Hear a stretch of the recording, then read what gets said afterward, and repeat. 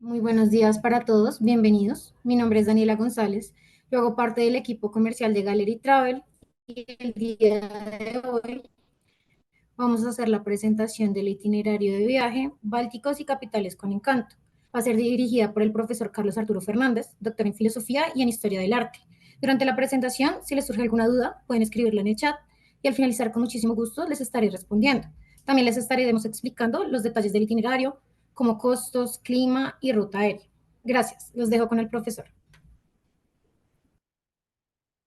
Gracias, Daniela. Gracias a Gallery, pues, por esta invitación y gracias a todos ustedes por estar aquí para escuchar esta propuesta de viaje que tiene de Gallery Travel hacia unos territorios, hacia unos países que en realidad es necesario decirlo, no son los países con más frecuencia visitados por los turistas que van a Europa. Me parece que eso es parte del encanto de este itinerario, que eso es parte del encanto de esta ruta que Gallery Travel ha preparado y que yo pues voy a presentarles a ustedes a continuación. Voy a comenzar a compartir mi pantalla eh, para que ustedes puedan verlo. Creo que en este momento se está compartiendo la pantalla. Estoy esperando que esto se amplíe para que efectivamente podamos verlo completo. Bueno, como Daniela dijo, mi nombre es Carlos Arturo Fernández. Para quienes no me conozcan, pues yo soy profesor de la Facultad de Artes de la Universidad de Antioquia. Como parte de mi trabajo como historiador del arte, a lo largo de muchos años, pues ya a lo largo de más de 35 años, he colaborado en la organización, presentación, preparación, acompañamiento en la mayor parte de las ocasiones de viajes culturales. Esos han sido pues hasta el momento unos 60 viajes culturales, eh, mm, algunos de los cuales han tocado estas regiones que vamos a visitar ahora. Este viaje, como ustedes saben, pues lo está programando Gallery para un periodo entre el 16 de septiembre y el 5 de octubre de este año 2024. Como decía hace un momento, pues el viaje se mueve en unos territorios que no son con frecuencia los más visitados. El viaje va a tocar, pues, en primer lugar, estos países, Finlandia, pues, pero bueno, el viaje tocará Helsinki y los que se llaman los países bálticos, Estonia, Letonia y Lituania. Luego, dos países de Europa Central, que son Polonia y Hungría, y finalmente, dos países de Europa Occidental que son Bélgica y Países Bajos. Holanda, decimos con frecuencia, en realidad el nombre oficial de ese país no es Holanda, Holanda es una región de los Países Bajos. Digo que me parece que el interés de este viaje es que es un poco, digamos así, marginal. La mayor parte de las personas pues van a Francia, van a España, van a Italia, van a Grecia, inclusive a Alemania, pero en realidad es muy poco frecuente que las personas vayan en estas otras direcciones. Yo creo que eso es parte del encanto de este viaje, es parte del atractivo de este viaje, conocer una cosa realmente distinta. Es siempre algo realmente muy atractivo. Regresar es muy importante. Lo digo, pues mi experiencia en todos estos viajes a los cuales se referencia ahora, pues ha sido regresar, y regresar es fascinante, regresar es revivir experiencias y demás, pero conocer un sitio, ir por primera vez a un lugar, pues es una experiencia inolvidable, ¿no es cierto? Es como una ampliación de la vida, es una ampliación de eso que con mucha frecuencia llamamos el libro del mundo. Esto nos permite, hay una frase que seguramente ustedes han oído mencionar muchísimas veces que se atribuye a San Agustín de Hipona. No es cierto, no fue San Agustín quien dijo eso, pero bueno, no importa, la frase dice, si el mundo es un libro, quien no viaja solo lee una página. Si el mundo es un libro, quien no viaja solo lee una página. Este viaje ofrece la oportunidad de leer páginas bastante inéditas, bastante insólitas en este libro que es El Mundo.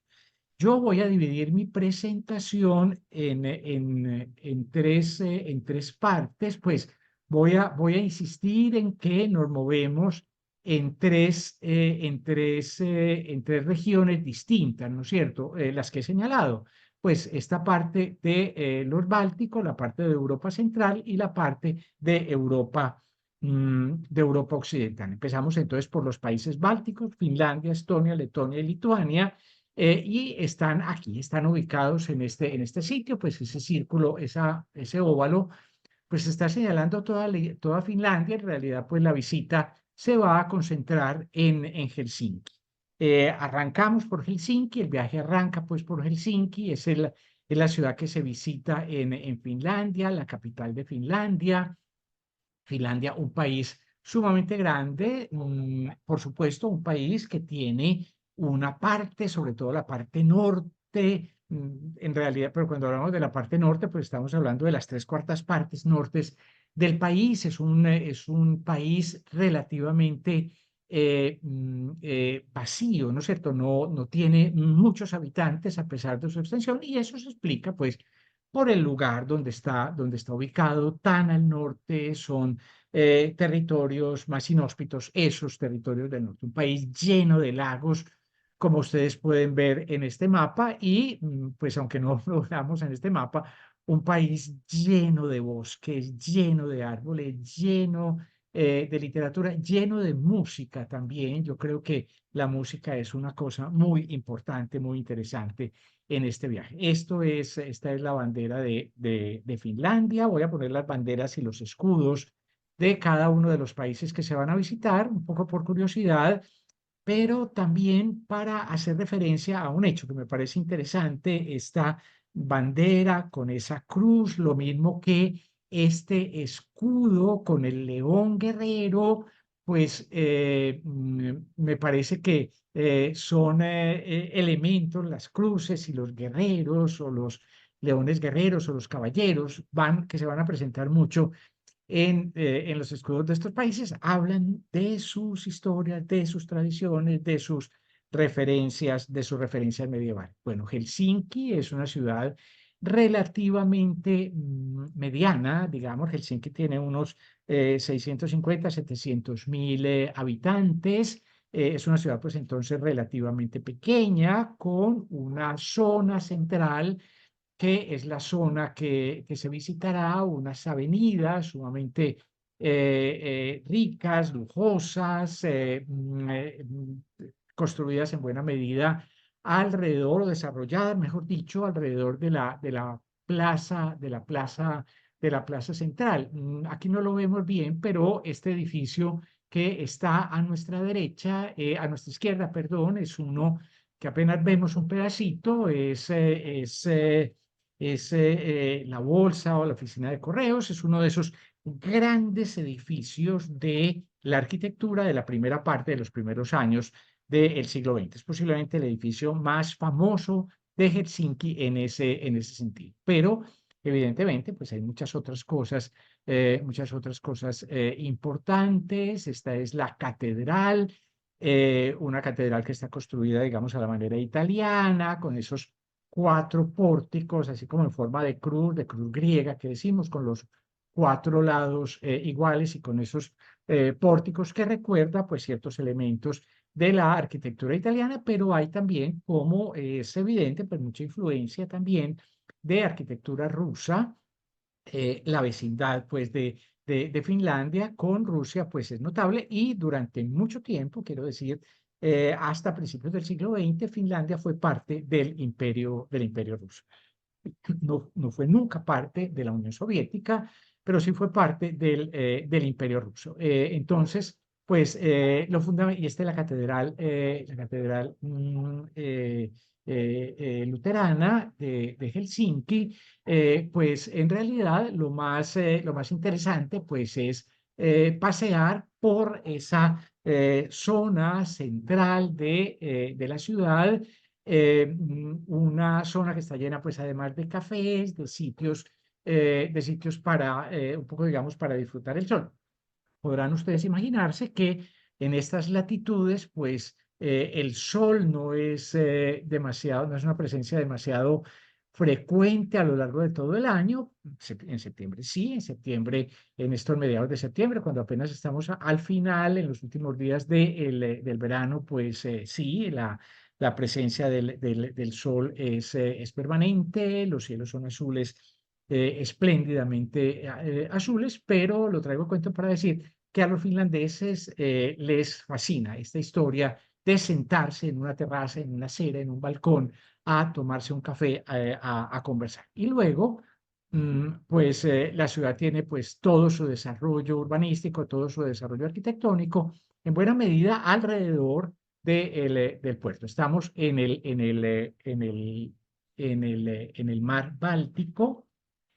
Aquí estamos en el Golfo, que es el Golfo de Helsinki, justamente al fondo del cual se encuentra la ciudad rusa de San Petersburgo, ¿no es cierto? En días luminosos, en días brillantes, en días claros, sin niebla, etcétera, desde Helsinki se ven los edificios de San Petersburgo. Lo recuerda, por ejemplo, posiblemente lo recordarán ustedes, lo recuerda en una de sus novelas nuestro escritor Álvaro Mutis, que habla de eso, de cómo aparece como una especie de fantasma, estando él en Helsinki, cómo se ve como una especie de fantasma al fondo San Petersburgo. Bueno, los alrededores de Helsinki pues están llenos de islas, de islotes, de playitas, etcétera. Y eso es parte, pues, digamos, del encanto y de la vida grata de los habitantes de la ciudad. Habrá un recorrido general, pues, por la ciudad, por los alrededores de la ciudad, que como digo, es una zona, digamos, son todos territorios sumamente cuidados, sumamente ricos en vegetación, y luego, pues, a la hora indicada, pues, vamos al puerto donde se toma un ferry que en 2 horas o 2 horas y media hace el recorrido entre Helsinki y Tallinn. Tallinn, pues que es la ciudad siguiente que se visitará, es la capital de Estonia. Estonia, de nuevo, pues es un país, Helsinki está aquí, vean ustedes, el recorrido es este es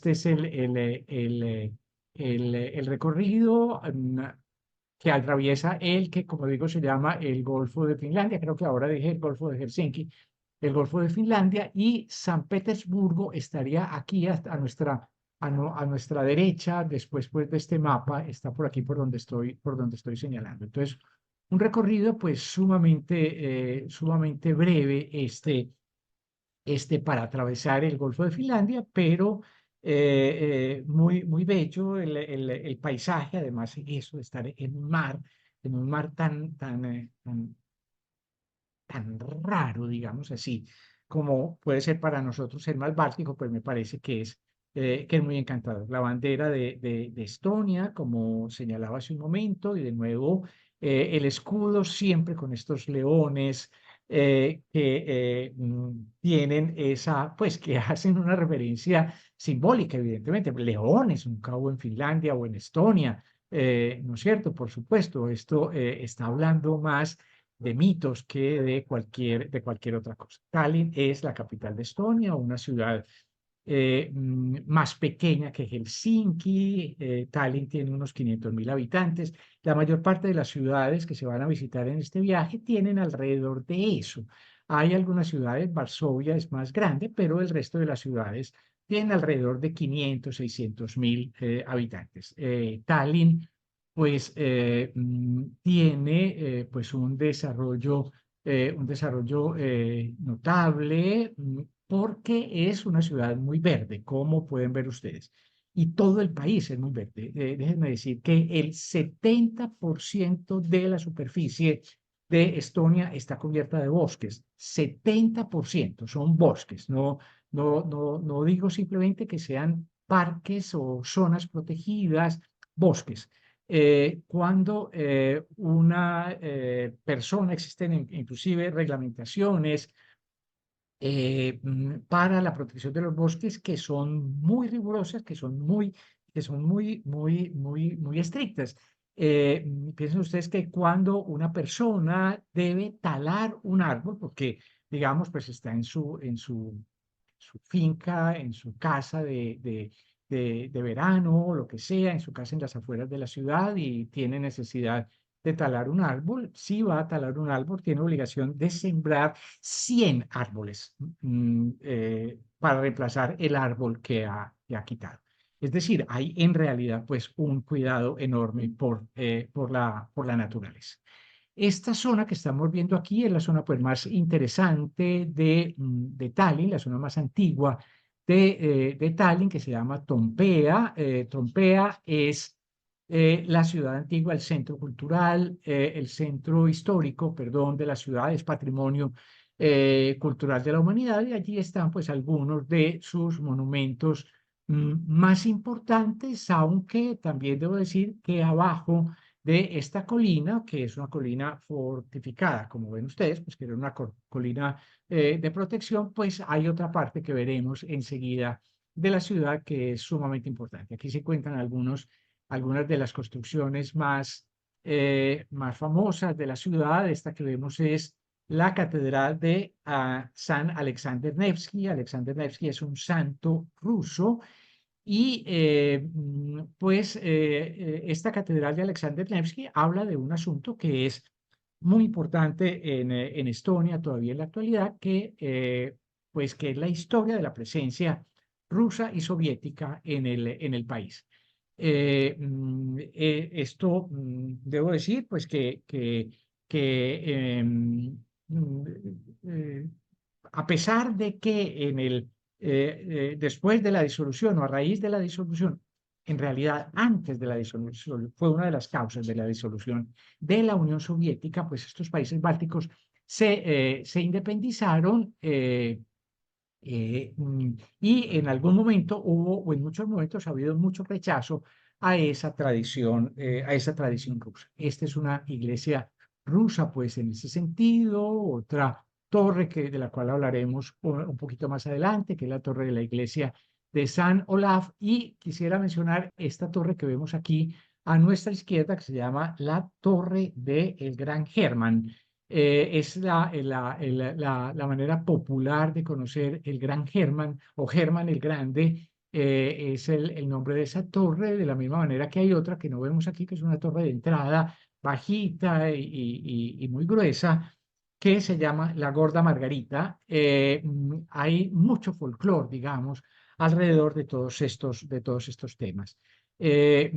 Bueno, aquí está el Hermann el Grande, la catedral de Alexander Nevsky. Esta es una de las catedrales, pues que está apenas a 3 edificios de distancia, una calle de distancia en Trompea, que es una catedral protestante. Hay un cuidado muy grande pues, de todos estos sectores. Alexander Nevsky, como ven ustedes aquí, una iglesia pues bellísima, y al fondo, como digo, como mencionaba hace un ratico, pues la torre de San Olaf, que es todavía en la actualidad la torre más alta de la ciudad. Pero hay una cosa que quiero señalar que me parece que es asombrosa. La torre de San Olaf fue durante 700 años el edificio más alto del mundo. El edificio más alto del mundo hasta el siglo XIX fue la torre de la iglesia de San Olaf en Tallinn. Esa torre luego colapsó y cuando fue reconstruida, pues en la segunda mitad del siglo XIX no se construyó tan alta. En épocas anteriores era muy importante en época medieval y de la época, digamos, que corresponde pues a los siglos del Renacimiento, de la Ilustración, etcétera. Era muy importante porque ese mar que hay al frente es un mar pues tremendamente frío que se congela en el invierno y entonces era muy importante. Ellos mantenían abierta una ruta entre los cielos, mantenían abierta una ruta al puerto. Entonces era muy importante que los barcos pudieran saber exactamente la ubicación, conocer desde lejos la ubicación de la ciudad para encontrar esa ruta al puerto. Tenían que tener una ruta al puerto porque era la única manera de que hubiera comercio, evidentemente, durante los largos periodos de congelación del mar.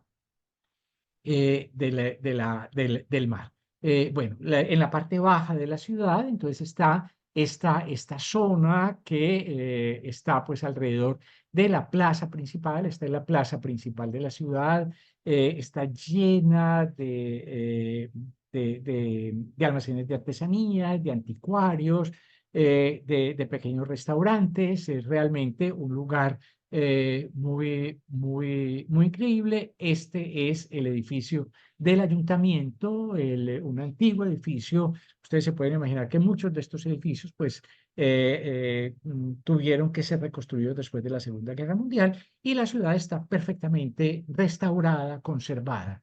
Edificios muy cerrados, como ven ustedes aquí, muy pocas ventanas. Uno puede, sin necesidad de especular mucho, puede suponer que son edificios bastante oscuros al interior, pero evidentemente todo esto se hace para que haya protección del medio ambiente. Existe Palacio de Cadrior, que es por lo demás el palacio del presidente de la República. Se visitará también cerca de Tallinn, un lugar que se llama, mejor dicho, en un lugar que se llama Roca al Mare, se visitará el Museo al Aire Libre de Estonia. El Museo al Aire Libre de Estonia es un sitio, un parque, digamos así, en el cual se han reconstruido, se han trasladado desde distintas zonas de Estonia, se ha trasladado casas antiguas, iglesias, molinos, etcétera, y se han reconstruido allí. Digamos, no es la idea de un despojo, sino la idea de conservar. De pronto en mitad del bosque hay una iglesita antigua abandonada y eso pues está en peligro de derrumbarse, entonces la trasladaron allí y se ha conservado. Esta idea es una idea que se encuentra mucho en estos países orientales, mucho también en Rusia. Son en realidad museos etnográficos, museos en los cuales, museos abiertos, en los cuales pues es posible tener esa aproximación a la arquitectura y a las formas de vida del pasado. Aquí tienen ustedes una pues de esas iglesitas. Quiero decir que esa forma de conservación de esos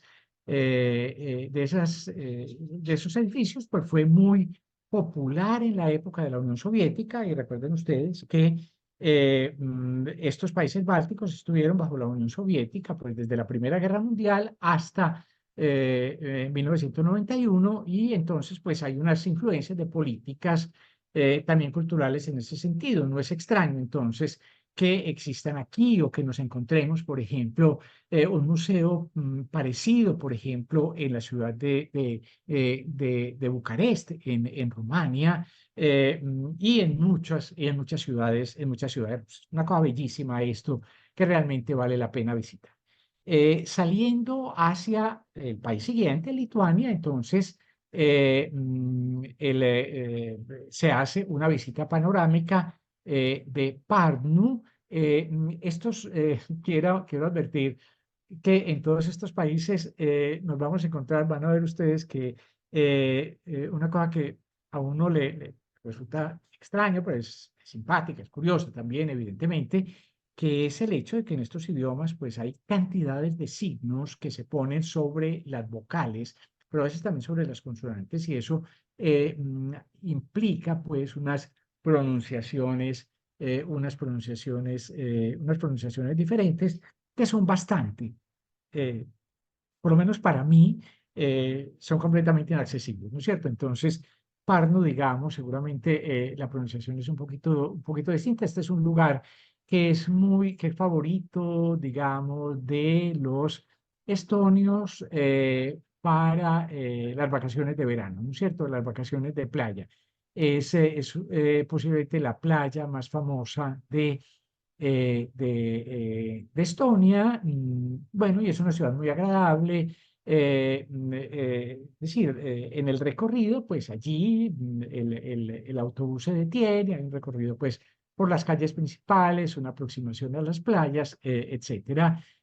Siempre en sitios en los cuales pues se cuida y se respeta mucho la vegetación.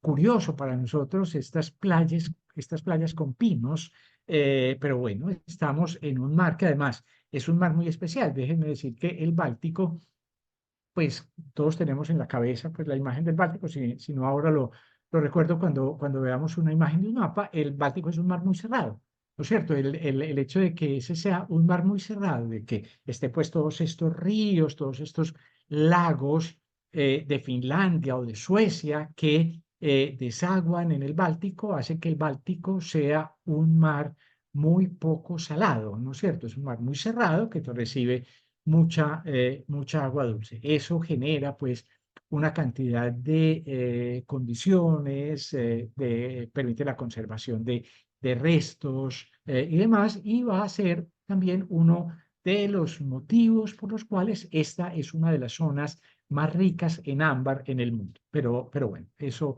es parte de otra historia. Se atraviesa muy rápidamente pues la frontera, nos movemos siempre en países que tienen unos 30.000 kilómetros cuadrados, y entonces pasamos muy rápidamente a Letonia, y en Letonia pues se van a visitar estos cuatro lugares: Sigulda, Riga, Jurmala y Rondali. Letonia, de nuevo, es un país relativamente pequeño. Pärnu estaba aquí. Vean ustedes, pues aquí no les puedo mostrar lo que decía del mar Báltico porque no lo vemos entero, pero bueno, Pärnu estaba aquí. Y entonces, pues vamos a visitar, vamos a entrar a Letonia. Primero por aquí vamos a detenernos en este lugar antes de llegar a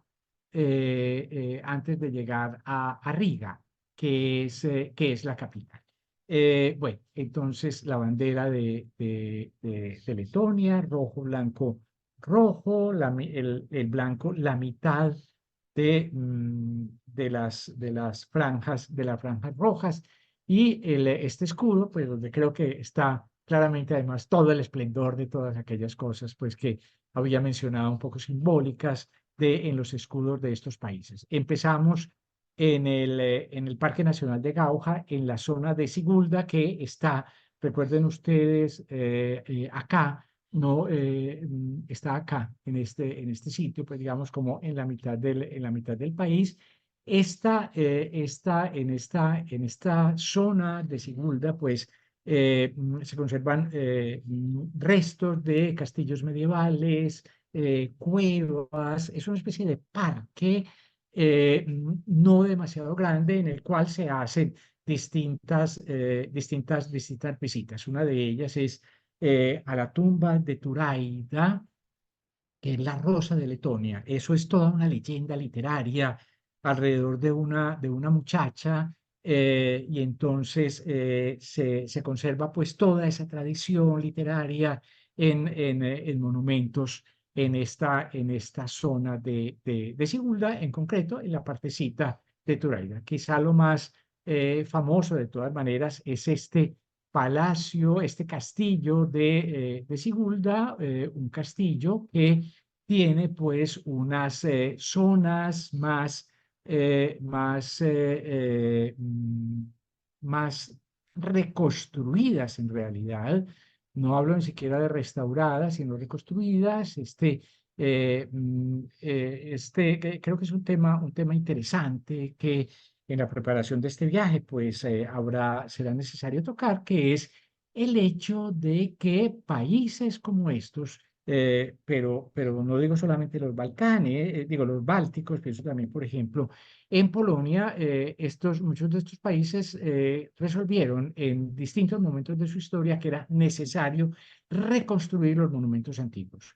Esos monumentos habían sido destruidos a veces por el tiempo, casi siempre por la guerra y en algunas oportunidades también por el gobierno soviético y entonces se decide la reconstrucción del palacio. Existen, en este caso de Sigulda, pues existen los planos y demás, pero es evidente, cuando uno lo visita, pues es evidente que hay partes que están reconstruidas y partes en las cuales, pues lo que se ha hecho es básicamente un trabajo de sostenimiento, un trabajo de mantenimiento, ¿no es cierto? Esto pertenece siempre pues a ese castillo de Sigulda. No tengo que hablar de la hermosura de los paisajes, esto pues creo que salta a la vista por donde uno voltea, los paisajes son absolutamente asombrosos, absolutamente extraordinarios. Esto está muy al norte, como saben ustedes, estaremos aquí solo, mejor dicho, será todavía el principio del otoño, pero aquí el otoño llega mucho más temprano que lo que va a llegar en el centro de Europa o en el sur de Europa, y entonces todas estas gamas desde el verde profundo hasta pasando por los rojos, los naranjas, los amarillos claros, pues esto es una cosa de una belleza realmente extraordinaria. La visita de Riga, pues es también muy, muy bella y nuevamente aquí nos encontramos, pues, digamos así, como dos partes que son muy claras, separadas por el río, ¿no es cierto? Una ciudad moderna que está al fondo, como es claro. Luego, el centro histórico, pequeño. Riga es una ciudad de nuevo de unos 500.000 habitantes, un centro histórico relativamente pequeño, porque inclusive cuando decimos una ciudad de 500.000 habitantes, bueno, 500.000 son tantos, es mucha gente, pero estas ciudades antiguas eran unas ciudades realmente muy, muy pequeñas. Riga fue muy destruida por los bombardeos alemanes en la Segunda Guerra Mundial. Entonces, en gran medida, lo que vemos es una reconstrucción minuciosa, cuidadosa, pero quiero decir que casi todas estas ciudades son patrimonio cultural de la humanidad. Riga tiene además una cosa que es fascinante, y es la diferencia de arquitecturas que hay aquí. Es el monumento a la independencia, el monumento a la libertad. Ellos lo han conservado, pero es pues un monumento pues que está planteado dentro de los esquemas del realismo soviético, ¿no es cierto?, del realismo socialista, lo que se llamaba el realismo socialista. Este tipo de monumentos son frecuentes, pero insisto en que hay una cantidad de arquitecturas diferentes. Si ustedes ven este edificio que estoy señalando aquí a nuestra izquierda, pues podrán ver que eso tiene como unas resonancias. Eso lo acuerda uno de arquitectura italiana. Esto parece una cosa más antigua, más medieval, pero evidentemente sabemos que en la Edad Media no se construía de esta manera. Esto es una arquitectura neogótica construida en el siglo XIX o en los primeros años del siglo XX, y así podríamos ir siguiendo por toda la ciudad. Quizá la parte más atractiva, o sea, no quizá la parte más atractiva de Riga es el barrio Art Nouveau. Hay todo un barrio de arquitectura Art Nouveau que es realmente, realmente fantástico. Bueno, hay también presencia de arquitectura moderna, como ven ustedes, como es natural. Seguramente ha habido pues intento de que haya un cierto equilibrio pues también en esos elementos. Imágenes de Riga, y luego esta casa que se llama la Casa de las Cabezas Negras. La Casa de las Cabezas Negras era una casa construida tal vez en el siglo XIV, tal vez en los 1300. Una casa de una de una especie de cofradía, de un grupo de inmigrantes que habían utilizado o que utilizaban esta casa que habían construido esta casa como sitio de reunión y demás.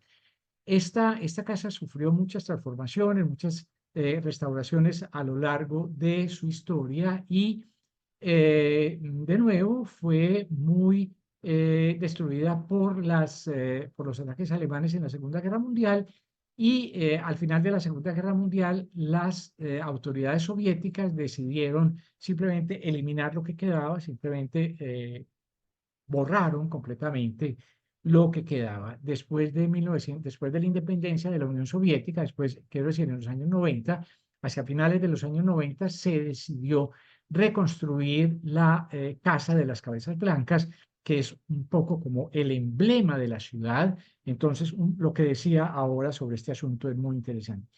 Eh, mm, como, como, como se dice a veces, de que lo cortés no quita lo valiente, también hay que decir que lo reconstruido no quita lo bello. En muchas oportunidades, las reconstrucciones, ahora hablaré de eso un poquito, en Varsovia, las reconstrucciones son muy cuidadosas, son muy bien hechas y nos permiten aproximarnos de manera muy seria a las construcciones, a las construcciones antiguas. Bueno, rápidamente salimos de Riga y de nuevo aquí pues hacemos una visita a las playas cercanas a Riga en Jurmala. Jurmala es la zona de playas, es de nuevo en este caso lo mismo que decía de Pärnu, en el caso de Estonia, pues esto es la zona de playas de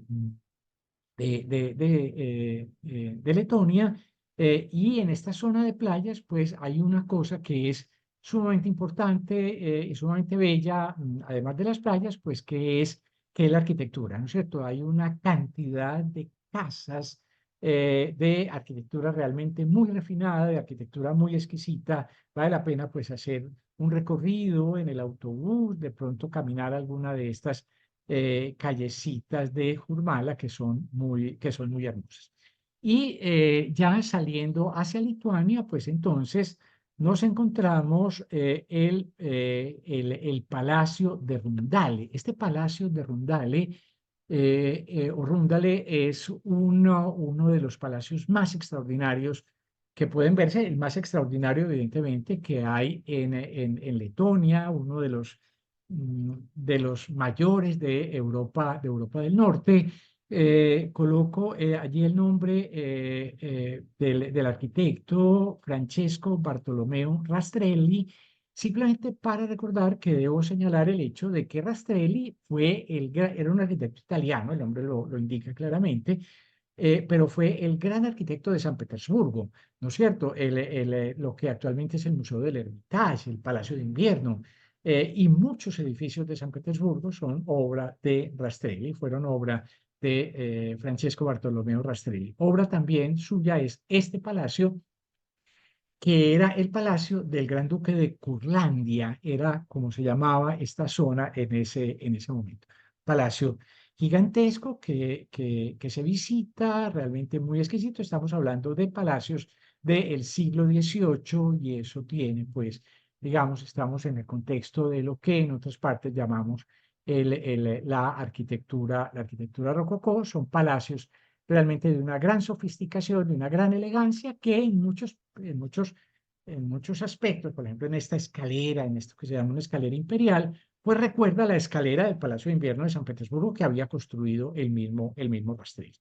Bueno, y ahí, poco después de Rundales, se hace el paso de la frontera.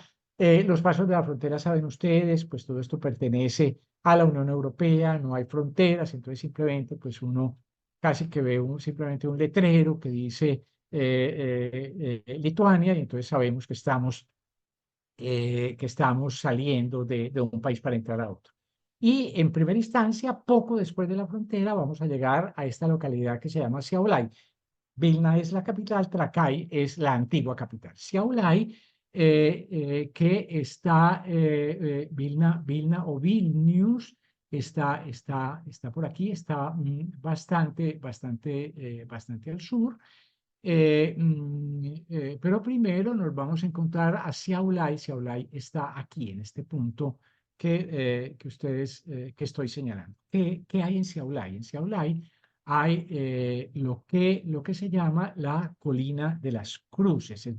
Bueno, primero la bandera de Lituania, una bandera muy particular, eh, con colores muy raros en estas zonas. Alguien dice que es una bandera con colores africanos. Hay muchas banderas africanas que tienen este tipo de colores. Una bandera pues un poco extraña en ese sentido, pero el escudo es la misma historia. El caballero con su escudo, con la cruz, siempre presente. El caballero medieval que defiende el cristianismo, ¿no es cierto? Es evidentemente en lo que está siempre presente en este caso. Entonces, primero se habla y en Seaulai lo que se visita primero es la colina de las cruces. Es esto, es una cosa absolutamente eh, rara, asombrosa, fascinante, una colina llena de cruces es que siempre se dice que hay por lo menos 50.000, yo creo que hay muchísimas más. Yo estoy leyendo de 50.000 desde la primera vez que yo fui, que yo pasé por allí, que fue hace 8 años, y ya en esa época se decía que había 50.000, yo creo que hay muchísimas más. Juan Pablo II estuvo allí, le dio la presencia de Juan Pablo, pues hizo que se conociera mucho este sitio, que evidentemente pues tenía además un peso muy grande y una, digamos, como una importancia política, de política religiosa muy grande en la época de la Unión Soviética. Hay pues miles y miles de cruces. Yo quiero decir, uno puede llevar la cruz desde aquí si quiere, pues una cosa que quiera depositar allí una cruz especial, o allá a la entrada se pueden comprar crucecitas y demás. Yo fui una vez y sabía que iba a volver 6 meses después, y entonces compré la crucecita, la marqué por todas partes, donde con señas, con mi nombre, la ubiqué en un sitio preciso. Tomé fotos de todos los alrededores y demás, y cuando volví a los 6 meses me resultó imposible encontrarla. No la encontré. Mejor dicho, ni siquiera encontré el sitio. Las entradas que yo había fotografiado para ser capaz de llegar pues al rinconcito donde la había puesto ya no estaban. Ya todo eso había sido llenado por cosas. Un lugar realmente muy impactante, que deja pues digamos así como un recuerdo también muy grande. La colina de las cruces en Seoul. Y bueno, luego Vilna es la capital. Vilna es una ciudad realmente muy bella, una ciudad muy interesante. Déjenme decir que Vilna, según Patrimonio Cultural de la Humanidad, y Vilna se insiste en que es el centro histórico más grande de Europa.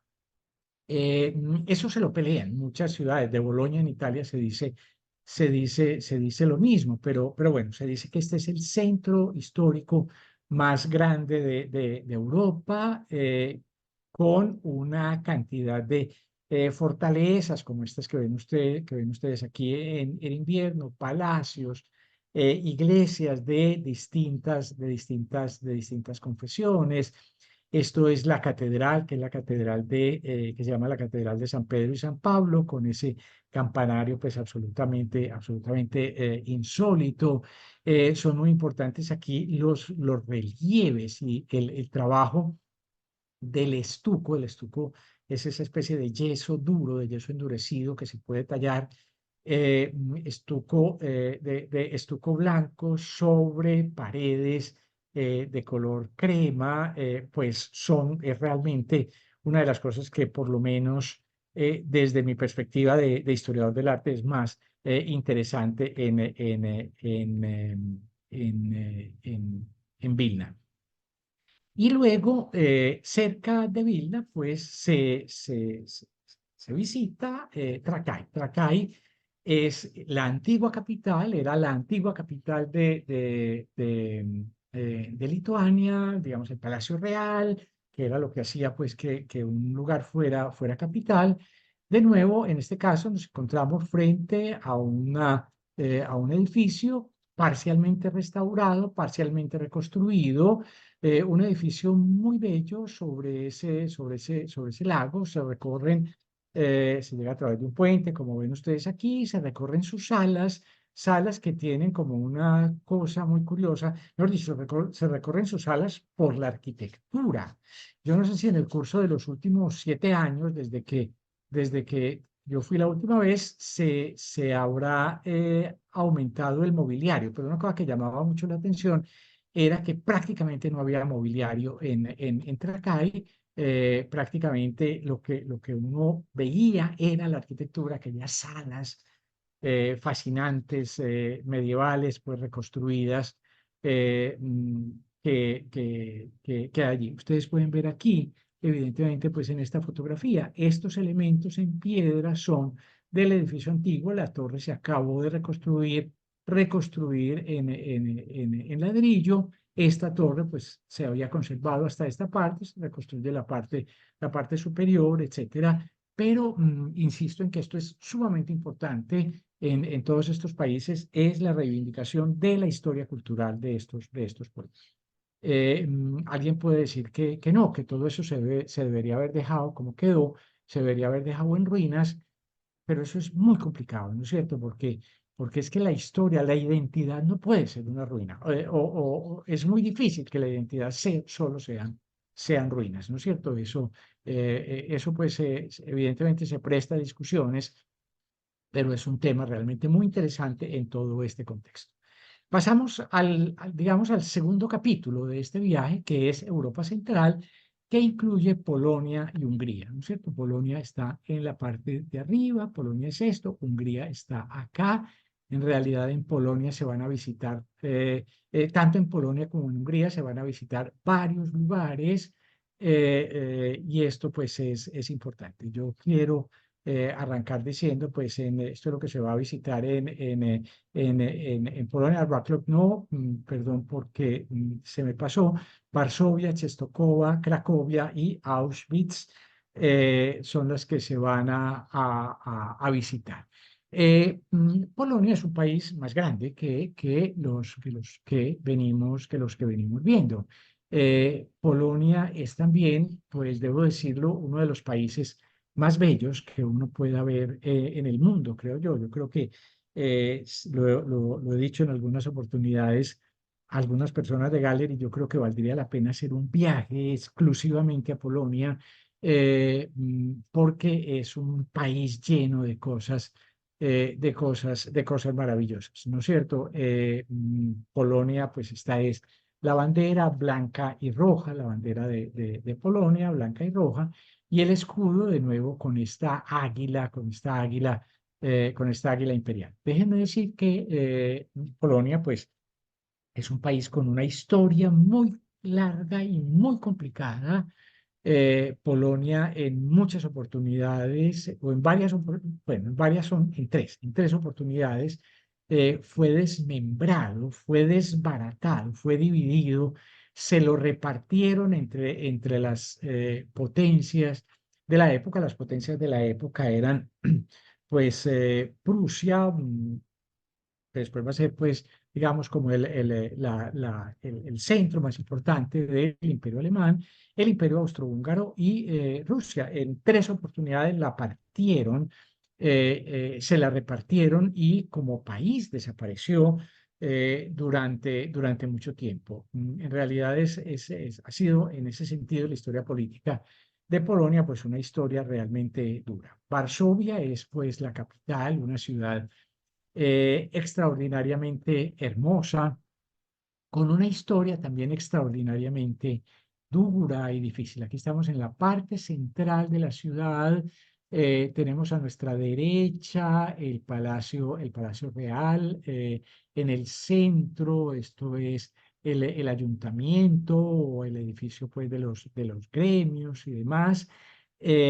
Una ciudad de una arquitectura absolutamente exquisita, absolutamente refinada, una ciudad que, este es el Palacio Real, una ciudad que, sin embargo, cuando terminó la Segunda Guerra Mundial estaba en este estado. Esto es una fotografía aérea de Varsovia al final de la Segunda Guerra Mundial. Ustedes saben que pues, la Segunda Guerra Mundial empezó el 1 de septiembre de 1939 con la invasión de Alemania a Polonia. Cuando Alemania entró a Polonia, estalló la guerra. Alemania se tomó rápidamente a Varsovia, y en Varsovia pues ocurrieron algunos de los mayores atropellos, y de las mayores violaciones de todo tipo de derechos. El gueto de Varsovia, pues, es históricamente pues, una de las cosas más dramáticas que han existido en la historia del gueto de Varsovia, los judíos encerrados en el gueto de Varsovia, matándolos o haciéndolos morir de hambre. Yo creo que esas referencias que eh, Polonia por todas partes hace al Holocausto, a la época nazi, pues hay que tenerlas presentes, hay que tenerlas presentes aquí. Eh, mm, y yo creo que eso está presente pues en muchas cosas, en la literatura, pero también en el cine. Yo creo que si uno va a ir a Varsovia, pues debe ver El pianista o volver a ver El pianista, esa película absolutamente conmovedora, pero absolutamente extraordinaria sobre el gueto de Varsovia. Después de la guerra, los polacos resolvieron que había que reconstruir a Varsovia, pero era, pues, ellos tenían, digamos, la suerte, si quieren ustedes, de que no eran parte de la Unión Soviética, sino, pues, Stalin simplemente habría metido bulldozer aquí y habría acabado con todo esto, como hizo en tantas otras partes. Los polacos dijeron, no, nosotros, y se empeñaron en eso. No fue fácil en sus discusiones con la Unión Soviética, que de todas maneras era pues como el Estado dominante, pero se empeñaron en la reconstrucción de Varsovia. Y una cosa extraordinaria, existían pinturas del siglo XVIII, obra de un artista italiano que se llamaba Bernardo Bellotto, y Bernardo Bellotto, a quien también a veces se llama el Canaletto. No es el Canaletto que nosotros conocemos siempre, que es Antonio Canale el Canaletto, pero también era veneciano, Bernardo Bellotto, pintaba muy parecido a Canaletto, y entonces en estas cortes del norte de Europa, él básicamente trabajó en la corte de Viena y en la corte de Polonia. Entonces pintaba cosas muy parecidas, pues, o con un estilo muy parecido al de Canaletto, y va a ser conocido con ese mismo nombre. Pues estoy diciendo todo eso para decir que las pinturas de Canaletto, las pinturas que Canaletto hizo de Varsovia, fueron el punto de partida para la reconstrucción de Varsovia. La ciudad se reconstruyó en buena medida a partir de estas pinturas, y se reconstruyó de una manera tan absolutamente exquisita, tan absolutamente refinada, que esa reconstrucción del centro de Varsovia es patrimonio cultural de la humanidad. Yo creo que un reconocimiento que la UNESCO hizo a la defensa de eso que yo digo, la defensa de la identidad, a la defensa del patrimonio, a la tenacidad de ese pueblo sueco. Esto es la plaza del mercado. Al centro está, bueno, aquí un poco a nuestra izquierda es la misma plaza del mercado. A nuestra izquierda está este monumento que es la sirena, que es un monumento en bronce que es el símbolo de la ciudad. Bueno, otro detalle de la plaza del mercado: iglesias maravillosas, palacios, teatros, bibliotecas, parques públicos, las antiguas zonas de defensa. Esto es lo que se llama la Barbacana, que es, digamos, como el centro de la defensa de las murallas. Nos encontraremos también la Barbacana de Cracovia un poquito más adelante. Esto es siempre la Barbacana. Y luego el Parque Lasienski, este es un parque muy bello en el centro de Varsovia, un parque que tiene un gran monumento que es este que estamos viendo. El personaje que hay allí es Federico Chopin. Chopin es polaco, como ustedes saben, o era polaco, como ustedes saben, y Varsovia y Polonia sigue adorando a Chopin. Estando uno allí es muy fácil encontrar un concierto en un palacio o en un pequeño teatro, un concierto de piano, pues con las polonesas de Chopin o cosas por el estilo. Es una cosa a la que hay que estar siempre atento cuando uno está en Varsovia, porque es algo muy bello. Y en ese mismo parque, pues se encuentra el llamado Palacio de la Isla o Palacio sobre el Agua, que era originalmente como una especie de pabellón en el parque, pero que luego fue convertido en el palacio del rey Estanislao II. Entonces, un palacio muy bello, muy interesante, que tiene además un riquísimo museo allí. Pero bueno, solo la visita de las zonas verdes es importante. Claro, hay otra parte, una parte que si quieren ustedes déjenme decir entre comillas, que es la parte, digamos, de influencia más soviética. La influencia más soviética se da en este edificio en el que nosotros estamos, desde donde se toma esta foto, que lo veremos enseguida, que es un edificio típicamente soviético. Es este edificio que fue un regalo de Stalin a la ciudad, un regalo hecho con eso que se llamó el gótico stalinista, un estilo en el cual fueron construidos una serie de torres muy importantes en Moscú. Y entonces, como un gran regalo, Stalin le dio a Varsovia este edificio, que evidentemente no tiene nada que ver con la historia de Varsovia. Pero bueno, Varsovia es también una ciudad moderna, es un centro financiero importante, tiene una arquitectura contemporánea también valiosa.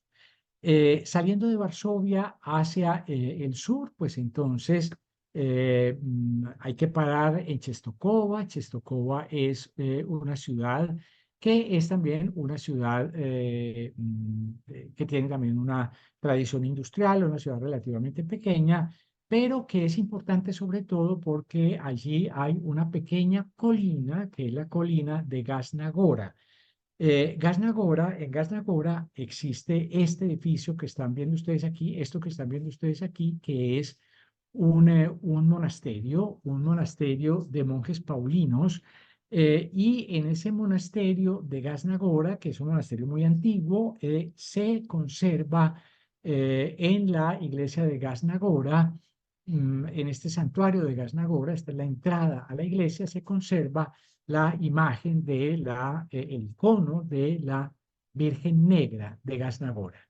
No me puedo detener en toda esta historia, en la historia de por qué tiene esas rayas en la cara, porque es negra, en realidad es negra por un incendio, porque en el contexto de un incendio, pero la Virgen Negra de Czestochowa o de Gaznagora, pues es la patrona de Polonia, se hizo absolutamente famosa a partir de las visitas de Juan Pablo II a Polonia, de las distintas visitas de Juan Pablo II a Polonia.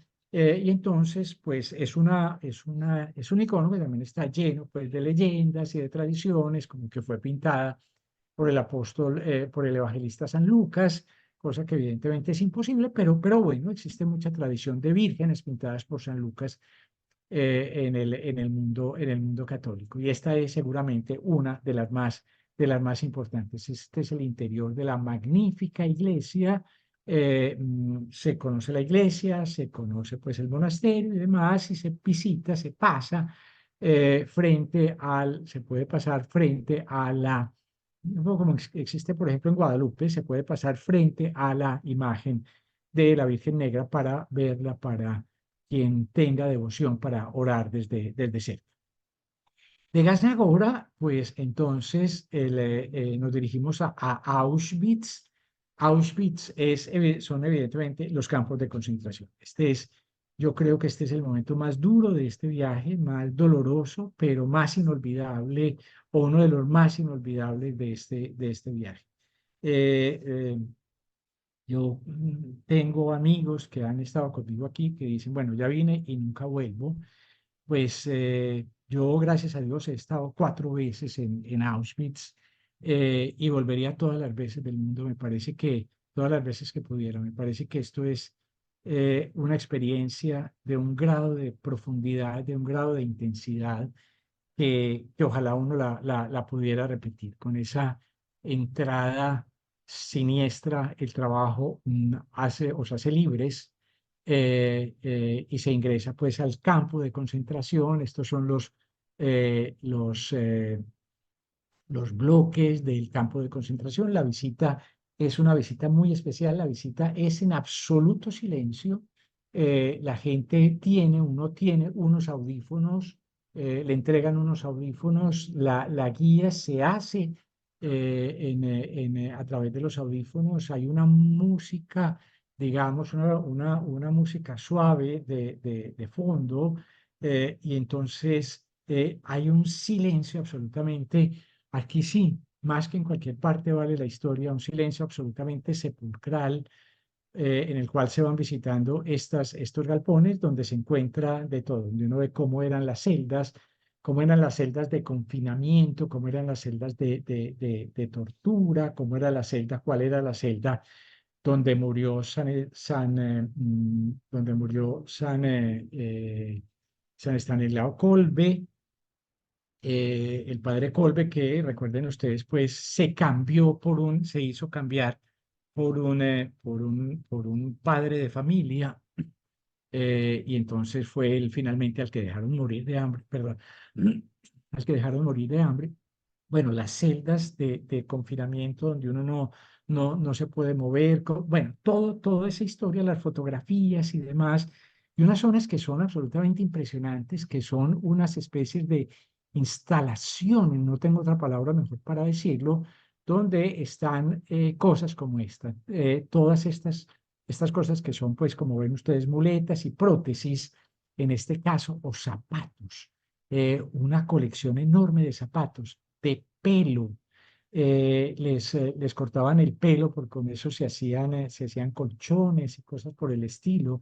El pelo y cómo se manejaba y todo eso, ropa, cámaras fotográficas, elementos de dentadura, una cosa de un doloroso realmente extraordinario. Aquí en Auschwitz I, que es este, no había grandes hornos crematorios, eran pequeños, pero se visita pues en concreto pues este horno crematorio, y luego sobre todo pues se visita también lo que es la otra parte del campo. Ya saliendo de Auschwitz, ya que no hay audífonos, quiero decir, se visita Birkenau. Esto es Birkenau, y Birkenau es particularmente impactante porque en Birkenau se conserva esto, la entrada con los rieles del tren. Aquí llegaban los trenes e inmediatamente en el tren, a la bajada del tren, se dividían las personas, las que iban directamente a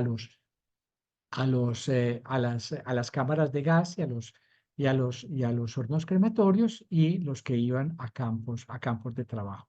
Esto lo destruyeron los nazis antes de salir. Era una cosa que no era posible que se encontraran, pero y aquí pues había muchos de esos, miren lo que se conservan de estos, que son como especies de chimeneas, de galpones, algunos galpones que se conservan, y se conservan restos de los hornos crematorios. Es realmente impactante, realmente impresionante esta visita a Auschwitz, pero yo creo que es de esas cosas que uno tiene que hacer, aunque sea una vez en la vida.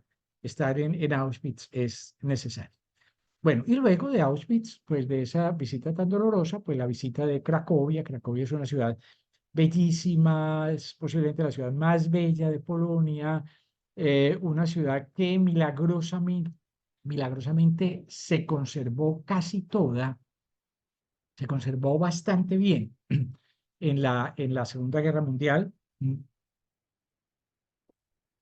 Bueno, no me detengo en la parte histórica. Al final, hubo un momento realmente terrible en el cual las tropas rusas se estacionaron frente a Cracovia, pero pudiendo entrar, no entraron, y entonces fue cuando se produjeron las masacres nazis más grandes. Pero arquitectónicamente la ciudad se conservó bastante bien. Esto es en la plaza, digamos, en la plaza principal. La iglesia de Santa María, ¿qué es esto? La iglesia de Santa María tiene un interior realmente magnífico, con un retablo sobre el altar. Este retablo del siglo XV es una de las grandes obras del arte de ese momento de final, que aquí corresponde a finales de la Edad Media. En esa plaza, pues, que ven ustedes aquí, la iglesia está a nuestra izquierda. Esta iglesia que estamos viendo, esto que están viendo ustedes aquí en primer plano, esto es eh, mm, el edificio pues de los gremios, es este edificio, se me fue en este nombre el nombre exacto, pero es el edificio de los gremios. Pues además es también el edificio, la sede que era la sede del ayuntamiento. Eso sigue estando lleno de negocios en la parte, por lo menos en la parte baja. Es un edificio realmente muy, muy, muy interesante, un edificio que nos habla de cómo funcionaban estas ciudades en esa época, y luego pues forma parte, pues digamos, como una de las partes más vivas. Allí hay esa gran cabeza de bronce que ven ustedes allí. Es obra de un escultor contemporáneo, escritor polaco contemporáneo, que se llamaba Igor Mitoraj. Y esta idea de grandes esculturas en bronce, Mitorak trabajaba en Pietrasanta también como botero.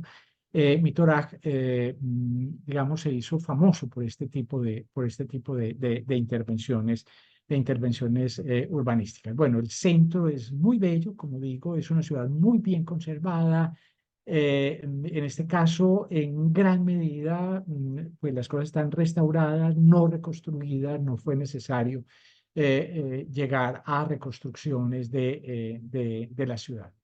Teatros, este es pues el teatro, el gran teatro de la ciudad. Es famosa la Universidad Jagiellónica, como ven ustedes allí. Es una de las universidades, es la universidad más famosa de Polonia, una universidad realmente muy famosa en toda Europa, una universidad que, si no me falla la memoria, es del siglo XV, muy, muy, muy bella. Y hay un barrio, si alguien quiere desplazarse hacia allí, que es el barrio judío, el antiguo barrio judío, que se llama Kazimierz. Esto es del barrio judío de Kazimierz.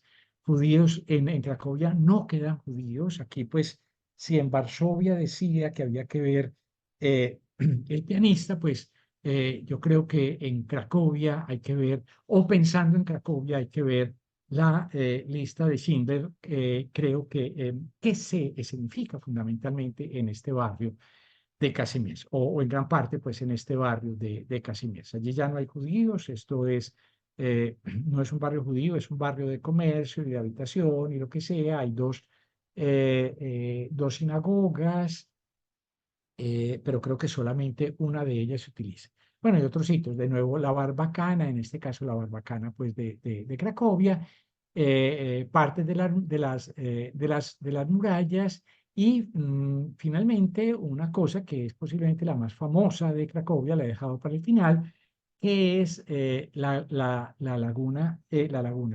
colina de Babel. El río que pasa aquí es el río Vístula, un río que está bastante adentro en el territorio, un río por el que se navegaba hasta el mar en época medieval, de tal manera que esta ciudad de Cracovia era parte de la Liga Hanseática. La Liga Hanseática era una liga comercial marítima.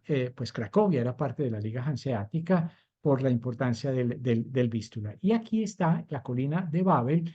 En la colina de Babel, pues nos vamos a encontrar los antiguos palacios. Nos vamos a encontrar la catedral de San Estanislao, que es esta. Se ingresa a la catedral, no a las criptas. y está el palacio. El palacio, sobre todo, la parte que tenemos a nuestra derecha, pero ven ustedes aquí en el primer plano, ven pues que esto era una colina que estaba toda construida en distintos momentos de la historia, pues esos edificios se fueron destruyendo, no en la Segunda Guerra Mundial, quiero decir, esos edificios se fueron destruyendo y en la actualidad pues quedan en ese parque, quedan pues como el testimonio de las fundaciones de esos lugares. Una iglesia muy interesante, con toda esta variedad de torres y de cosas, una iglesia pues donde se recuerda a Juan Pablo. Juan Pablo, por aquí en este sitio que estoy señalando, hay una escultura de Juan Pablo que no puse. Juan Pablo pues era el arzobispo de Cracovia en el momento en ser nombrado papa, pues como se sabe. Bueno, estando en Cracovia, pues se hace una visita a Bieliska. ¿Qué es Bieliska? Bieliska está muy cerca de Cracovia. Bieliska es una mina de sal que es patrimonio cultural de la humanidad, una mina de sal que se visita, se baja primero pues en un ascensor o se baja por escalas. eh, mm, Aunque uno baje las escalas a pie, la subida siempre es en ascensor.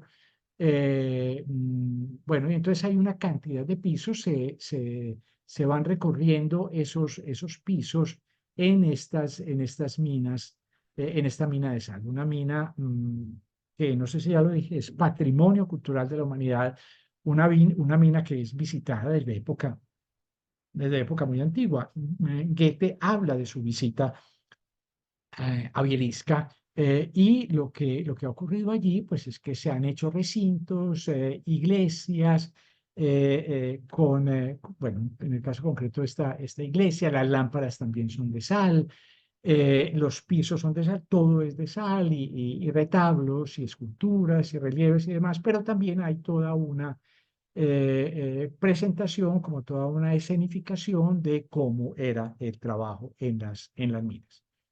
Bueno, de aquí, pues nos dirigimos a Hungría, el segundo destino de Europa, en Europa Central, y en Hungría, pues se van a visitar básicamente estos sitios, pero aquí hay dos sitios más, pues Budapest, Szentendre, Esztergom, y un poco de paso, pues tres lugares más que vamos a ver a continuación: un lago, un palacio y una zona del Danubio, que es el río que atraviesa la ciudad. La bandera de Hungría, el escudo de Hungría con la cruz de San Esteban, que San Esteban pues es el primer rey de Hungría, una cruz que es, digamos, casi mítica. Bueno, rápidamente, Budapest. Budapest, posiblemente todo el mundo lo sabe, pues está atravesada por el río Danubio, y Budapest en realidad son dos ciudades, o eran dos ciudades: la ciudad de Buda, que es la que está a nuestra izquierda, que es una ciudad, digamos, construida en una pequeña colina. Esto era el Palacio Real, que en este momento está en proceso de reconstrucción, y hay una zona por aquí que visitaremos, que es a continuación, que es muy importante, y luego en la llanura, digamos, al frente, pues Pest, ¿no es cierto? Buda y Pest. Pest a nuestra derecha, con el Parlamento, el edificio del Parlamento por aquí, la Catedral de San Esteban por aquí, por allá al fondo, que no se alcanza a ver aquí, pues una avenida que ella misma es Patrimonio Cultural de la Humanidad, la avenida Andrassy, con un gran monumento que es el monumento del Milenio. Una ciudad muy bella, una ciudad que yo siempre digo que Budapest tiene el encanto de ser siempre cada vez más bella. Es una ciudad que todo el mundo dice que es muy bella. Está llena de edificios que necesitan ser restaurados y que van siendo restaurados paulatinamente, pero eso ya nadie lo va a tumbar, ¿no es cierto? Eso está protegido, está conservado, eso ya nadie lo va a tumbar. Nadie piensa pues que tumbar pues un edificio en esta parte y construir una torre de 30 pisos es mejor negocio. Eso ya no lo piensa nadie, ahí ya no lo puede pensar nadie. Entonces esta ciudad tiene eso, que digo, el encanto de que cada vez es más bella. Bueno, el Danubio con sus puentes, habrá un recorrido, una cena, un recorrido en barco con cena, por supuesto por la noche, también para ver las luces de la ciudad, que es una cosa muy bella, muy fascinante. Aquí tenemos la parte de Buda, la parte del Palacio Real. Este palacio fue todavía en la época de Francisco I y la emperatriz Sisi. Francisco I, emperador de Austria-Hungría, y la emperatriz Sisi, ¿saben? La famosa, la que conocemos siempre. Este era todavía el palacio de ellos, fue muy destruido casi completamente en la Segunda Guerra Mundial y está siendo paulatinamente reconstruido, y va a ser, en este caso, pues parcialmente restaurado y parcialmente reconstruido, y seguramente va a volver a ser uno de los edificios. Yo pues no lo veo hace años, hace unos 5 años, o 6 años, pero seguramente cada vez estará más bello, como digo siempre.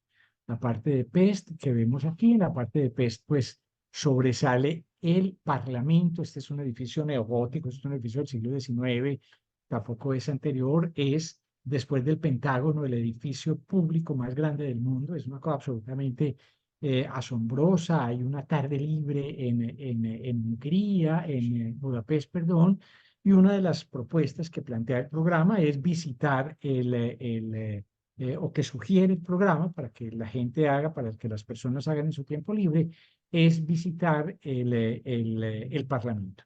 Es un edificio extraordinario, muy bello, un edificio, bueno, esto fue en una época que fuimos, estaba el Danubio, miren la diferencia de altura en el río, donde está el río, en estas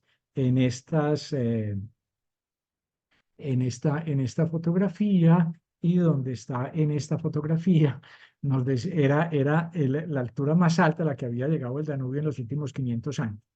Eh, bueno, eso era el primer semestre del año. En el segundo semestre del año no hay lluvias en ese sentido. Estas eran las lluvias de la primavera. Entonces, bueno, un edificio pues extraordinario este que vemos aquí, los puentes además, y esta parte que digo corresponde a esa zona que hay cerca, un poco más al fondo del Palacio Real, donde se encuentra el llamado Bastión de los Pescadores, que está un poco a nuestra derecha, que tiene una vista muy bella sobre la ciudad, y donde está también, esto es desde el puente, desde uno de los puentes que veíamos, desde el puente desde el puente de los Leones, y al fondo la iglesia que se llama la iglesia de Matías. El nombre es dedicado a un rey de Hungría. Es esta iglesia, una iglesia gótica. El interior es muy bello, el interior es un interior neogótico, es decir, está pintado al estilo del siglo XIX. Esta torre que hay aquí es una de esas llamadas torres de la peste. Bueno, habrá que explicar en su momento qué significa eso, que eran como unos monumentos en acción de gracias, pues a Dios o a la Virgen María por haber librado la ciudad de la peste. Y está la zona de Pest, ¿no es cierto? Esta es la zona al otro lado de la ciudad. Vean ustedes que es más en llanura. La ciudad moderna está en las afueras, no está metida aquí. Esto corresponde al monumento del milenio. El milenio es el milenio de la creación, de lo que ellos consideran que es la creación de Hungría, cuando una serie de tribus bárbaras confluyen allí y crean esta nación. Las esculturas son asombrosas, son unas esculturas de un extraordinario realismo. Ahora nos acercamos, pero quiero mostrar primero esta imagen para que quede la impresión del gigantismo de este monumento, que es realmente asombroso. Las esculturas son muy bellas, son las esculturas, insisto, de un gran realismo, unas esculturas en bronce realmente muy bien logradas, gigantescas, al fondo, al final de esa avenida Andrassy, que digo que es Patrimonio Cultural de la Humanidad y que está llena de palacetes, de casas importantes, algunas de ellas convertidas en museos, ahí hay un museo del horror, por ejemplo, en centros culturales, en cosas por el estilo, en oficinas de embajadas, cosas por el estilo, pero una calle, digamos, que conserva un gran encanto. Esta es la Catedral de San Esteban, que es una catedral nueva, una catedral también de un tamaño realmente asombroso. Vale la pena darse una vuelta por el mercado, que es realmente muy bello, y vale la pena decir que Budapest es uno de los centros mundiales del turismo de aguas termales, ¿no es cierto? Las aguas termales mejor dicho, esto está lleno de fuentes termales y hay cantidades de piscinas por toda la ciudad y a los húngaros les fascina esta historia de ir a los baños termales. Bueno, rápidamente, a partir voy a acelerar a partir de Budapest, pues se visita Esztergom. Esztergom es el centro, digamos, del catolicismo húngaro. Existe aquella gran catedral de San Esteban, pero la catedral primada de, eh, de Hungría es la Catedral de Esztergom, que es esta, que es todavía más grande. Yo creo que esta es una de las iglesias más grandes que uno puede ver en la vida. Es realmente impresionante, de unas dimensiones realmente impresionantes. La pintura que hay al fondo, pues en realidad pues es una copia, me parece que es en mosaico, si no recuerdo mal, de una pintura de Tiziano que está en la iglesia de Friari de Venecia, pero esto es de unas dimensiones, de una espacialidad realmente asombrosa. Y pues tiene pues toda la sede del arzobispado y demás ubicadas allí. Cerca, en ese mismo recorrido, pues se pasará por Szentendre. Szentendre es un pueblito pequeño que con frecuencia se dice que es el pueblo de los artistas. Es un pueblito encantador, un pueblito lleno de tiendas de arte, de tiendas de diseño, de anticuarios. Hay muchos anticuarios, de galerías de artistas, etcétera. Se convirtió, sí, efectivamente hay una fábrica de diamantes, pues es un establecimiento de talla de diamantes. Se convirtió, pues, digamos, como en un lugar privilegiado de ese tipo de turismo que funciona alrededor de las artesanías, de las galerías de arte, etc. Un pueblito muy bello donde se gastarán algunas horas, vale la pena realmente recorrerlo, disfrutarlo, tomarse una cerveza en una de estas terrazas o un vino. El vino húngaro es un vino realmente excepcional. Bueno, decía que hay otras tres visitas. La primera de ellas es a Visegrad. Visegrad es este recodo del Danubio. El recodo del Danubio se llama simplemente en esta zona de Visegrad.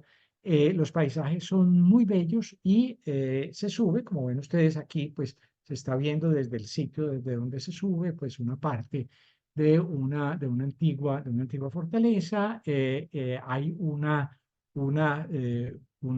y la visita básicamente es eso, la visita es ir a llegar hasta este mirador para tener una visita del paisaje, que es un paisaje realmente fantástico. Godoyo, esto no se pronuncia Godoyo, déjenme decir que en todas las OEs de esta palabra hay signos distintos encima y en cada una de las tres los signos son distintos, pero bueno, en Godoyo nos vamos a encontrar un castillo, un palacio que es muy famoso en Hungría. Es un palacio que los húngaros le regalaron a Sisi, a la emperatriz Sisi.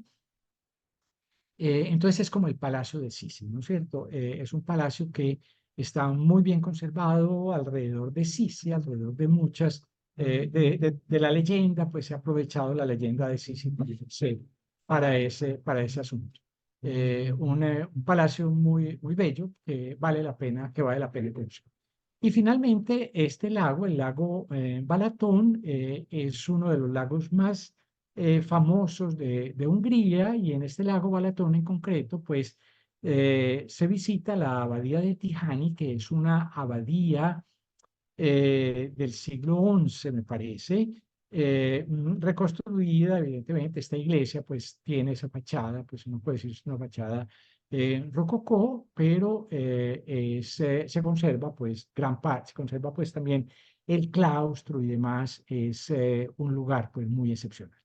Bueno, se termina, bueno, pero ese lago Balatón pues está lleno además de otro tipo de atractivos, de cosas maravillosas. Quería poner este ejemplo para decir, esta iglesita, esta es una iglesia de esas que se llaman iglesias fortificadas, es decir, una iglesia que tiene muros que la protegen. Eso es una tradición alemana que en esta zona de Europa Central, si uno sigue de aquí hacia Oriente, pues entra inmediatamente en Rumania, y en esa zona de Rumania hay también una parte muy importante de iglesias fortificadas, que son iglesias de origen sajón. Estas son iglesias sajonas, iglesias que son iglesias luteranas en buena medida, y que están protegidas porque era la época en la cual había todavía muchas incursiones de tártaros, sobre todo, muchas incursiones de tribus que venían de las estepas rusas. Bueno, rápidamente, la última parte, la tercera parte, es en Europa Occidental, Bélgica y los Países Bajos. Hay un vuelo de Budapest a Bruselas.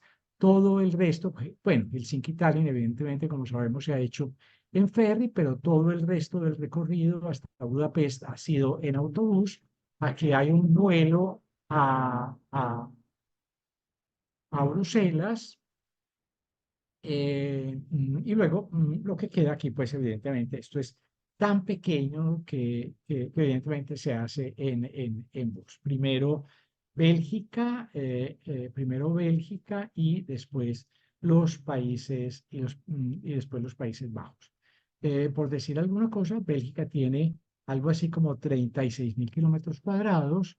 Los Países Bajos, lo que nosotros tradicionalmente hemos llamado Holanda, pero es que Holanda es solamente la parte de aquí abajo. Los Países Bajos tienen como 42, una cosa así por el estilo, es un poquito más grande. Bruselas, en Bélgica, entonces digo, pues se visitarán Bruselas y Brujas. Esta es la bandera de Bélgica, negra, amarilla y roja.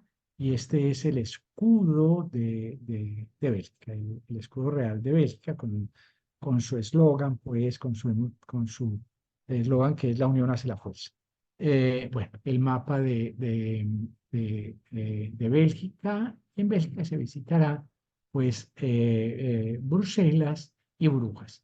Creo que aquí resulta, por lo demás, bastante mm, claro. Se puede señalar de manera bastante clara que hay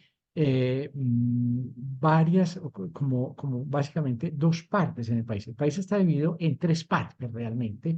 El país no es legalmente una federación, pero como si lo fuera, un poco como si lo fuera, pues una parte norte, que es la parte flamenca, una parte sur, que es toda esta parte más clara, que es la parte más cercana a Francia, que es la parte valona, y Bruselas, que es, digamos, como una especie de ciudad multicultural, por decirlo de alguna manera.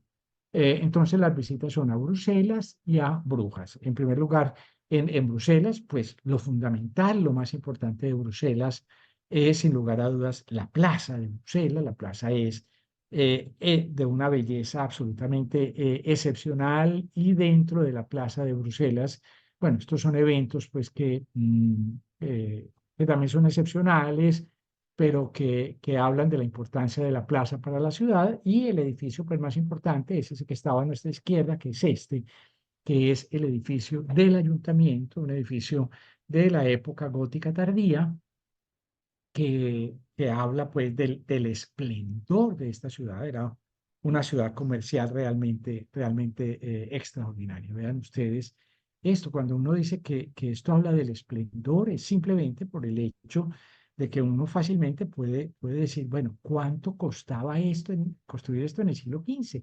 ¿De dónde salía todo ese dinero, todos esos tesoros para poder construir una cosa como esta? Pues era una ciudad riquísima que podía construir esto. Mejor dicho, tenía que ser una ciudad riquísima para poder construir esto y era riquísima por el comercio. Lo mismo que Brujas, evidentemente, como vamos a ver enseguida. Un secreto, pues aquí lo pongo, simplemente pongo esta imagen simplemente para decirlo, que hay una cosa que yo creo que todo el mundo sabe, que es que una de las cosas más atractivas de Bruselas o de Bélgica en general es el chocolate. Lo traigo pues porque aquí están estos chocolates Godiva, que son de los más famosos, o los chocolates Leónidas, pero hay muchos tipos de chocolates de sabores absolutamente exquisitos. Vale la pena cometer el pecado del chocolate en Bélgica. Vale la pena. Como vale la pena también cometer el pecado de la cerveza. La cerveza belga es una cerveza realmente maravillosa, realmente deliciosa. Hay algún negocio, tenía que buscar la foto y lo olvidé después, algún negocio que creo que era es que no recuerdo bien si era en Bruselas o en Gante, que no se va a visitar aquí, donde hay un negocio que simplemente, mentiras, ya lo recuerdo bien, es en Brujas, lo van a ver, se va a ver seguramente de paso en el viaje, un negocio que ofrece, me parece que 580 clases distintas de cerveza. Una cosa realmente maravillosa. Este personaje, esta escultura es famosísima en Bruselas. Este niño que hace pipí es una fuente, simplemente el Palacio Real de Bruselas, el Palacio de Justicia, la iglesia de Santa Gulda, que es el interior. Bruselas fue uno de los centros fundamentales, aunque no lo recordemos mucho, fue uno de los centros fundamentales de eso que se llamó el Art Nouveau. Entonces, es también un centro muy rico de arquitectura en ese sentido, y aparecen edificios como estos, edificios que son construidos en metal, por ejemplo, como en este caso. Estamos hablando de la época de la Torre Eiffel, edificios construidos en metal, como en este caso corresponden a ese asunto. Esto se llama el Atomium, también normalmente se visita, es digamos como la respuesta de Bruselas a la Torre Eiffel.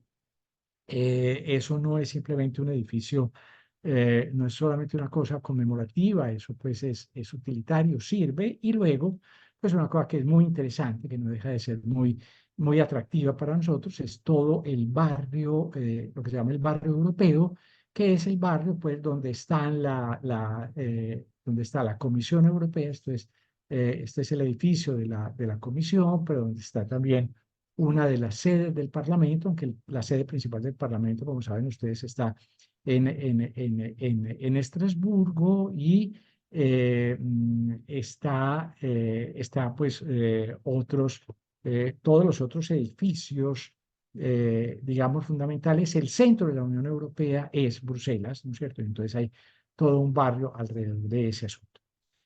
Y Brujas, digo, la segunda ciudad que se va a visitar, esto es la plaza de Brujas, la plaza central de Brujas, también con el edificio pues del ayuntamiento, en este caso. Estas construcciones, estos edificios que son absolutamente, estas casas que son absolutamente bellísimas, medievales, bellísimas, maravillosas, casas muy estrechas. No me detengo en esto, pero simplemente una curiosidad. Posiblemente todos ustedes lo saben, estas casas son tan estrechas porque en la época medieval en muchísimas ciudades se cobraban los impuestos, lo que nosotros llamamos el impuesto predial. Se cobraba el impuesto predial como un impuesto de fachada. Se cobraba según el metraje, según el espacio que la casa ocupara al frente de la plaza. Entre más estrecha fuera la casa, menos pagaba. Entonces, las casas son generalmente muy estrechas, muy largas, para ese asunto. Bueno, no me voy a detener en esto. Torres, iglesias, canales, que es la cosa más fascinante, una iglesia medieval muy importante que se visita, otra iglesia donde hay una obra extraordinaria, que es esta obra que se llama La Madonna de Brujas. Esto es de Miguel Ángel, una de las pocas obras de Miguel Ángel que hay fuera de Italia, una escultura maravillosa de Miguel Ángel muy joven. Esto es, fue realizado por Miguel Ángel en la misma época en la que hizo el David. Por ahí estamos hablando de 1506, una cosa así, o 1508, una cosa por ese estilo. Es muy interesante un asunto que es lo que se llama el beguinage. El beguinage es una especie de, es como una ciudad dentro de la ciudad de Brujas, donde viven mujeres solas, mujeres, por ejemplo, viudas que resuelven irse a vivir allí. No son monjas en el sentido estricto de la palabra, pero era como una especie de asociación de mujeres, los beguinage o beguinajes, los vamos a encontrar en muchas ciudades. También en Ámsterdam hay un beguinage que se puede visitar y que es muy, muy interesante. Pero me quiero detener en los canales o simplemente detener, no, pasar una serie de imágenes de los canales. Se puede, hay recorridos por los canales, pues es muy, muy, muy fácil pues llegar al sitio de los tours y ahí se puede contratar un tour, no sé en este momento cuánto esté costando, pues contratar un puesto en un barco que da una vuelta por los canales, entonces se tienen vistas hermosas pues de los canales de, de Brujas. Todos estos canales evidentemente tenían una función utilitaria, esto no lo hacían pues para que fuera bonito, ¿no es cierto? Eran los medios de comunicación, los medios de transporte de estos comerciantes de esta ciudad, que también era parte de la Liga Hanseática, sus depósitos, etcétera, los molinos de agua con los que se movían los telares, todo ese tipo de cosas. Pero es posiblemente para muchas personas, quizá lo más bello de Brujas sean justamente los canales. Y finalmente los Países Bajos. Esta es la bandera de los Países Bajos, el escudo. Encontramos leones desde Finlandia hasta los Países Bajos, como ya hemos dicho, pues y en los Países Bajos, pues llegamos a Ámsterdam y luego desde Ámsterdam se visitará La Haya y luego se va a hacer un recorrido hacia el norte hacia una zona, hacia una ciudad que se llama Volendam. Entonces, Ámsterdam en primer lugar, Ámsterdam es una ciudad que tiene, si no me falla la memoria, como unos 700.000 habitantes. Lo más curioso de Ámsterdam es, lo más interesante, pues es esta parte que es, digamos, como la parte histórica de Ámsterdam, la parte, pues, donde están los canales y donde está todo este tipo de construcción que es en buena medida una construcción ganada al mar. Los edificios más modernos, como este, que es el edificio del museo, del Museo Real, el Rijksmuseum, donde está Rembrandt, pues ahora veremos alguna cosa de ellos, u otros edificios importantes, pues están a las afueras y la Ámsterdam moderna pues está pues evidente más afuera. Aquí estamos en la plaza, a ver si yo aquí la encuentro con facilidad. Estamos por aquí, por esta zona. Aquí está el Palacio Real, este es el Palacio Real. No tiene como ese carácter como tan deslumbrante mm, de otros palacios reales, pero eso es interesante para explicar el tipo de monarquía que hubo o que había tradicionalmente en Holanda. No ahora, porque Guillermo y Máxima pues son reyes iguales a los reyes de Inglaterra o a los reyes de España, pero lo que a quien llamábamos el rey de Holanda en el siglo XVIII no era realmente un rey, era un burgués.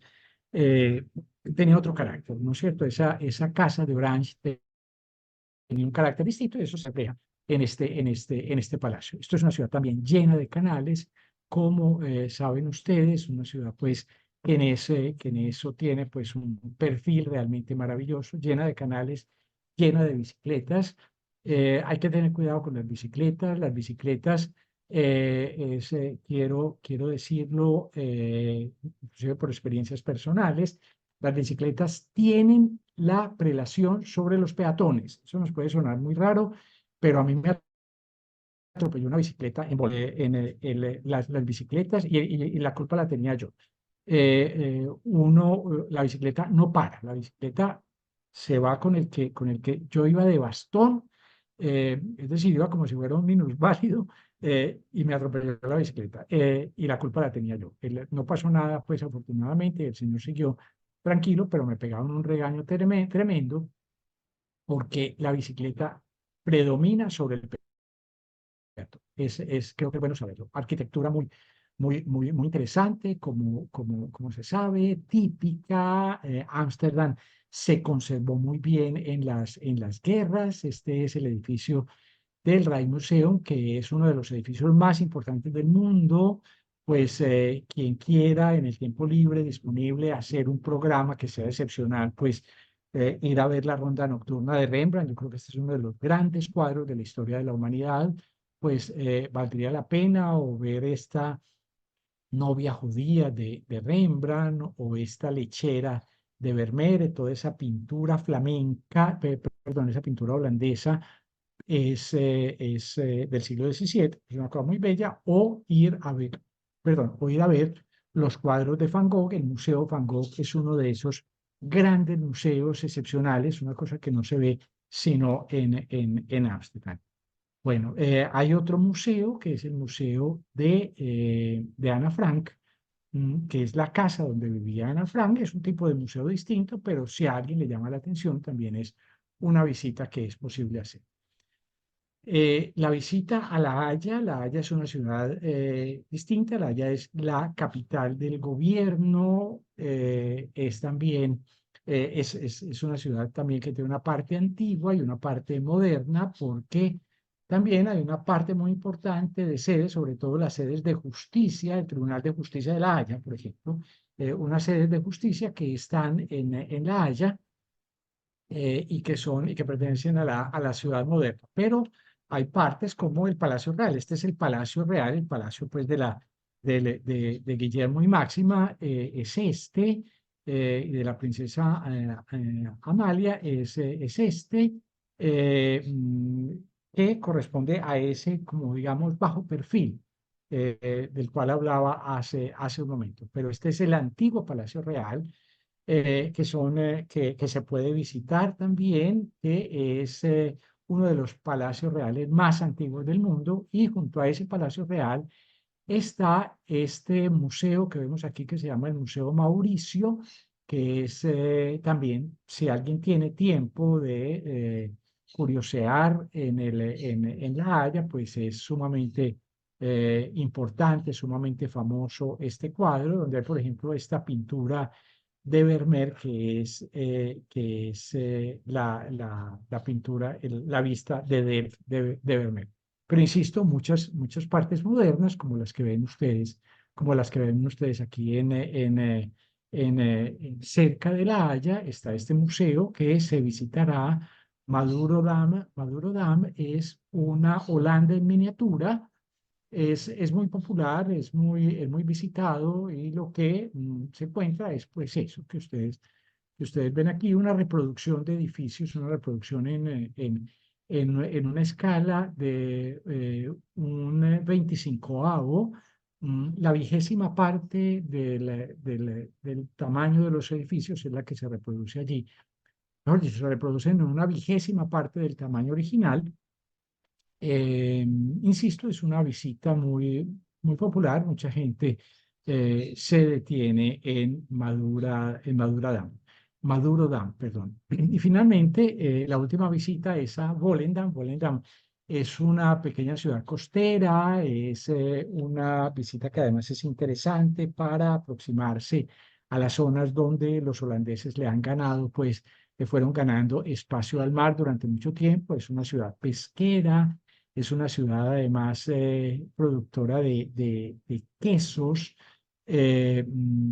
una ciudad típicamente holandesa, digamos una ciudad de provincia, y eso es, me parece que es una cosa muy bella, que es donde me atropelló a mí la bicicleta.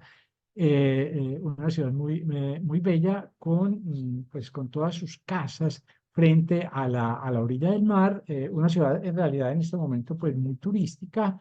Básicamente lo que hay allí, hay unas partes que estando aquí son partes que están a nuestra derecha, donde están pues digamos como la zona residencial, que curiosamente es un poquito más baja, se baja, es decir, esto está construido sobre un talud que ha servido eh, ganarle terreno al mar.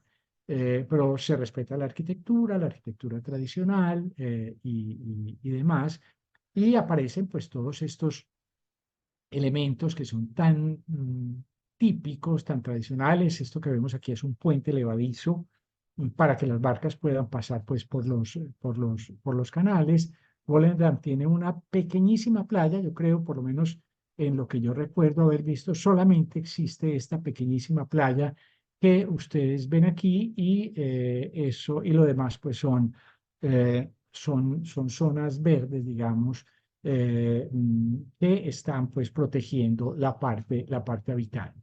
Termino pues con un par de imágenes que creo que nos hablan de la imagen que tenemos con frecuencia de Holanda, y entonces este viaje un poco a las afueras de Ámsterdam pues nos aproxima también a esa imagen tradicional de Holanda, la imagen de los puentes, de los canales, de los molinos, un recuerdo muy bello para terminar este viaje.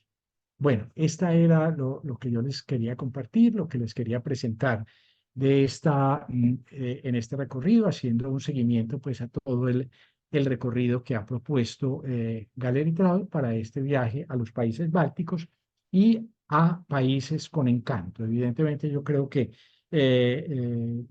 pensar que uno puede encontrar una ciudad con más encanto que Brujas o con más encanto que Cracovia o con más encanto que Bruselas o que Ámsterdam, pues es muy difícil.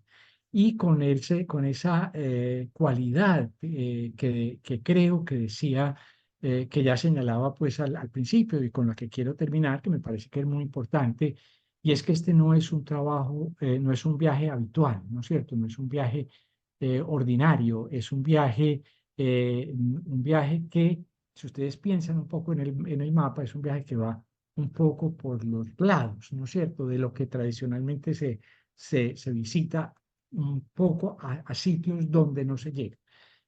Sitios que por sí solos, cada uno de ellos, pues merecería mucha atención, pero que no visitamos, ¿no es cierto?, que no vamos, porque tradicionalmente o pues nos dedicamos a Italia o a Grecia o a Alemania, etcétera, y estos elementos eh, quedan un poco atrasados. Bueno, no sé, Mónica dice que muy lindos los sitios, Mónica Restrepo, pues muchas gracias, yo creo que sí. Eh, yo creo que muy bien, creo que después pone estos. Estoy mirando pues las cosas que hay en el chat, sin decir que enseguida no haya preguntas. Me parece que sí, Galeri siempre pone estas, lo digo tanto por Mónica Restrepo como por Ligia, que señalan si esto después se pone en Gallery Travel, pues no sé, puede que Daniela me corrija ahora, pero seguramente Gallery lo pondrá como todas las presentaciones que se ponen después en el canal de YouTube de Gallery Travel. Daniela, te doy la palabra. No sé si hay alguna pregunta que yo pueda contestar, pues lo hago, y si no, pues Daniela tiene la palabra. De acuerdo, profesor, muchas gracias por su excelente explicación.